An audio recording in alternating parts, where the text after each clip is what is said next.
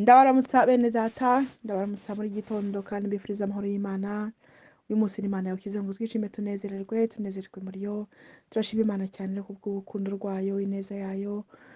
Turashima Imana ko ari Imana kandi ari Imana. Haleluya.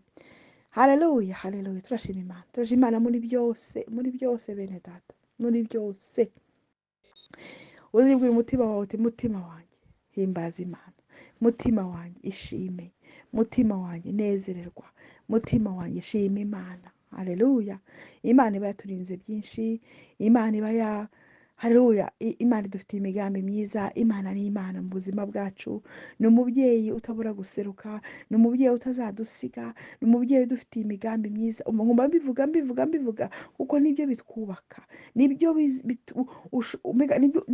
ijambo ry'Imana niryo uhagararaho ukavuga ati ntabwo nshobora kugira ubwoba bwa h'ejo hazaza, ntabwo nshobora kugira ubwoba bw'umwaka uzaza. Ugahagarara ufite confidence, ufite amashiramanga, uvuga uti Imana nzi neza ko uri kumwe nanjye ibihe byose, uzabana nanjye ibihe byose. Haleluya, haleluya, haleluya. Kandi nk'abakristo ni ukuri tugomba kwizera Imana, tukizera n'ijambo ryayo. Haleluya. Ukizera Imana, ukizera n'icyo Imana yakuvuzeho.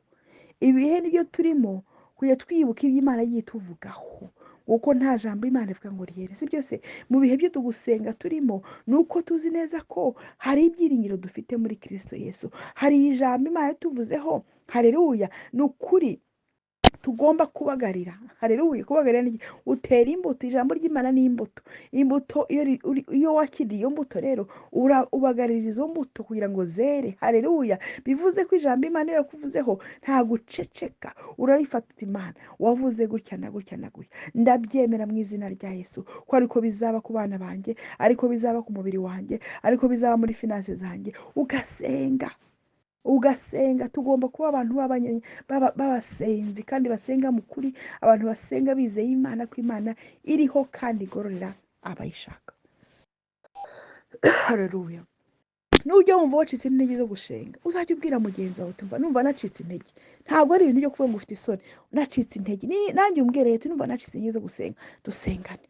Haleluya. Ubwo twese dufatana amaboko tukazamurana kugira ngo ntitureke umuntu agwe mugenzi wacu bene data, kubera ko ari guca mu biko, ari mu bibazo. Tumureke tumurebe agenda arimbuka, agenda bivamo hoya. Niyo mpamvu ari inshingano za buri muntu wese gufata mugenzi we akamuzamura, akongera akamusubiza izo mbaraga, bagasengana.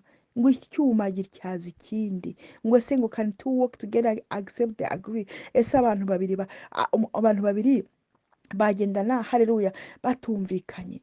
Niyo mpamvu rero ntukajye ureba mugenzi wawe uvuga uti uriya byararangira, uriya yabivuyemo, uriya yasubiye mu nzoga, uriya yasubiye mu itabi, uriya yasubiye muri bya bye bya kera.